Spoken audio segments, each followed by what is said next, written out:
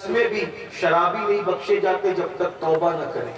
ایک دوسرے سے کینہ اور بغض رکھنے والے بھی بخشے نہیں جاتے جب تک دل سے کینہ نہ نکال دیں. اور جادوگر لوگ بھی بخشے نہیں جاتے، جادو کرنے کرانے والے بھی بخشے نہیں جاتے جب تک کہ وہ لوگ توبہ نہ کر لیں. ماں باپ کے ساتھ بے ادبی بے حرمتی کرنے والے بخشے نہیں جاتے جب تک ماں باپ کو راضی نہ کر لیں. آخر میں عرض کروں، کچھ لوگ ہیں وہ کہیں بھی دفن ہو، کہیں بھی دفن مریں گے تو عذاب قبر ہو. آپ نے ہم نے سن رکھا ہے نا کہ سفر حج میں مریں گے تو سیدھا جنت میں جائیں گے، لیکن الزواجر سے ایک روایت سنیں. میرا انکار نہیں ہے، فضیلت اپنی جگہ ہے، لیکن کرتوت بھی اگر صحیح ہونا تو پھر بات بنتی، ورنہ مکے میں مر کے بھی چین نہیں مل سکتا. ورنہ ابو جہل کہاں مرا، ابو لہب کہاں مرا. میرے بھائیوں خیال کرو، خوش فہمی میں مت رہو. اعمال پر ایمان اللہ نے دے دیا ہمیں، صحیح العقیدہ سننی ہے سب لوگ، عمل پہ دھیان دو، محنت کرو. سیدنا عبداللہ ابن عباس کے پاس کچھ لوگ آئے اور آ کر کہتے حضور ہم حج پر آئے ہوئے تھے، حج پر صفا مروہ کی صحیح کر رہے تھے، تو صفا مروہ کی صحیح کرتے ہوئے ہمارا ایک ساتھی انتقال کر گیا، مر گیا. اب ہم نے قبر کھودی. بھائی جو مکے میں مرے گا تو اس کی قبر کہاں کھودے گی؟ جدہ میں، شام میں، یمن میں، کہاں ہی کھودے گی نا، ہوائی جہاز کا دور تو تھا نہیں. ہم نے قبر کھودی تو اس میں بہت بڑا اژدہا نکلا. پھر اس کو چھوڑ دیا، دوسری قبر کھودی تو اس میں وہی اژدہا ایسے بیٹھا ہوا. تیسری قبر کھودی، اس میں بیٹھا تھا. ہم کیا کریں، کتنی قبر کھودی؟ فرمایا اسی قبر میں ڈال دو اس کو، اگر تم روئے زمین کا ہر خطہ بھی کھود دو تو وہ اژدہا ملے گا تمہیں ضرور. کس کو؟ حاجی کو، صفا مروہ کی صحیح کرتے ہوئے مرنے والے کو. صفا مروہ کے درمیان، اللہ کی نشانیوں کے درمیان مرنے والا، حرم میں مرنے والا. اور ابن عباس کہہ رہے روئے زمین کا ہر خطہ بھی کھود دو تو وہ تمہیں سانپ ملے گا، اس لیے تم اس کو اب دفن کر دو. حضور وجہ کا اس کے کرتوت اچھے ہیں، پاپی تھا نا وہ، اس لیے جاؤ دفن کر دو، حوالے کر دو، کیا کر سکتے ہیں. جب لوگ غمگین اس کو اسی میں دفن کر دیے، گھر پہنچے تو اس کی بیوی سے پوچھا کہ بتاؤ اس کا کیا قصور تھا، وہ کرتا کیا تھا؟ کہا سب اچھے کام کرتا تھا، لیکن وہ گیہوں بیچتا تھا. گیہوں تو گیہوں چونکہ بیچتا تھا تو اس میں وہ بھوسے کی ملاوٹ کرتا تھا، تو ملاوٹ کرنے کی وجہ سے شاید اس کو اس عذاب میں گرفتار. آج تو ملاوٹ کرنے کو لوگ برا سمجھتے ہیں، تیل بیچ رہے ہیں ملاوٹ کر کے، دودھ بیچ رہے ہیں ملاوٹ کر کے، گھی بیچ رہے ہیں ملاوٹ کر کے، اس کو کوئی ہے بھی نہیں. یعنی یہ سب وہ لوگ بس اتنا سمجھتے ہیں کہ چند چیزیں گناہ ہے، باقی کوئی گناہ نہیں. سوچو سفر حج میں مرا، ملاوٹ کر رہا ہے. اور ایک بات اور سن لو، شب قدر میں بھی کسی پہ عذاب دیکھا گیا. علامہ ابن حجر مکی رحمت اللہ علیہ فرماتے میرا بچپنا تھا، میں اپنی ابا کی قبر پہ جایا کرتا تھا. شب قدر کی صبح میں جیسے قبرستان پہنچا، اپنے ابا کے مزار پہ بیٹھ کے تلاوت کر رہا تھا، تو تلاوت کرتے کرتے میں نے قریب کی قبر سے ایک آواز سنی، چیخ پکار کی. تو میں متوجہ ہوا، جب گیا تو میں نے دیکھا کہ اندر سے چیخنے چلانے کی آواز کب آ رہی ہے؟ شب قدر کی صبح میں، رمضان شریف کے مہینے میں. میں نے پوچھا، میں گھبرا گیا، بچہ تھا گھبرا گیا. ایک شخص گزرے، جب دن چڑھنے لگا تو آواز بند ہوئی. میں نے پوچھا کس کی قبر ہے؟ تو فلانے وہ بزرگ رہتے تھے، وہ بزرگ کی قبر. دیکھو لوگ جسے بزرگ کہہ دے نا تو بھی تھوڑا سا، اگر یعنی اپنے کو اگر کوئی بزرگ کہے تو تھوڑا سا احتیاط کیا کرو، اس لیے کہ جب تک یار کی طرف سے سند نہ ملے بزرگی کی، لوگ کچھ بھی کہتے ہیں.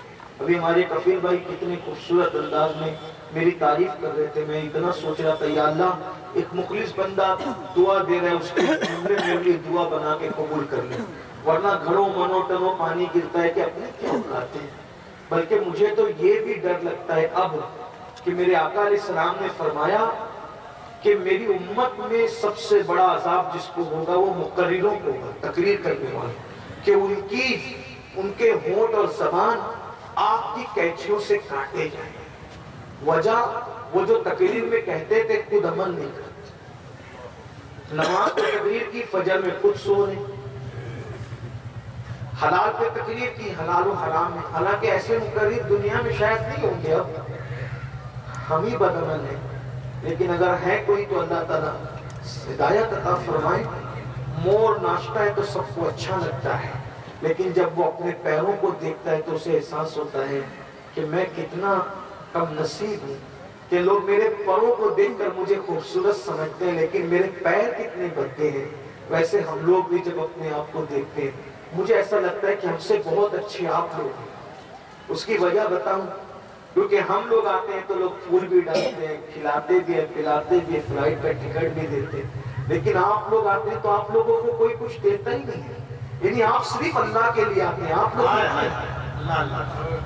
ہم بھی تو یہاں آ کے دعوت کھا کے جا رہے ہیں, کچھ تو لے کے جا رہے ہیں, لیکن آپ تو کچھ نہیں. آپ ہم سے زیادہ اللہ والے ہیں. ہم آپ کی محفل میں اس لیے آ جاتے ہیں کہ اللہ آپ کے صدقے ہمیں بخشے. ہم لوگ تو بہت کچھ ہیں, اور آپ لوگ ہمارے لیے دعا کیا کریں کہ اللہ کرے آپ جیسا گمان کرتے ہمارے لیے اللہ ہمیں ویسا بنا دے, آپ کے گمان سے بہتر بنا. ورنہ میرے بھائی بہت کٹھن ہے ڈگر پن کر. کیا بنے گا؟ آج تو مقرر بننے کا بڑا شوق ہے. سب سے آسان نصیحت کرنا ہے, لیکن ان نصیحتوں پہ عمل کرنا بہت مشکل ہے. شوق ہے آج نصیحت کا, عمل کا شوق کہاں گیا؟ جب انہی تقریروں کے عوض میں آپ کی کہچیوں سے ہونٹ اور زبانیں کاٹی جائے, کیا بنے گا؟ ہمارا کیا بنے گا؟ آپ کا تو بن چکا, آپ تو سدھر چکے, آپ تو بدل چکے, آپ تو سن چکے, لیکن ہمارا کیا بنے گا؟ اللہ ہم پہ رحم فرما, رحم فرما. تو کسی نے کہا یہ بزرگ کی قبر ہے نا, بزرگ, میں نے سوچا بزرگ, میں اس کو پہچان گیا. اس کی بیوی کے پاس ہے, کہا چچی اماں بتاؤ نا کہ وہ چچا جان بڑے نیک تھے. ہاں بیٹا, ہر نماز با جماعت پڑھتے تھے بیٹا. اچھا, کم بولتے تھے, ہمیشہ تسبیح ہاتھ میں رہتی تھی, ذکر الہی میں مصروف تھے.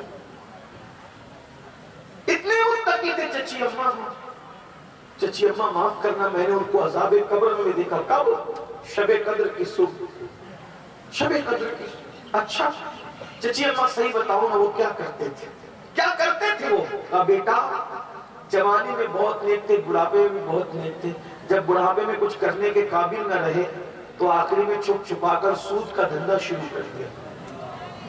نمازیں پڑھتے تھے, نیک بھی تھے, پرہیزگار بھی تھے, متقی بھی تھے, زیادہ بات بھی نہیں کرتے تھے, ذکر اذکار کرتے تھے, لیکن مال کی محبت میں سود کا دھندا شروع کر دیا تھا.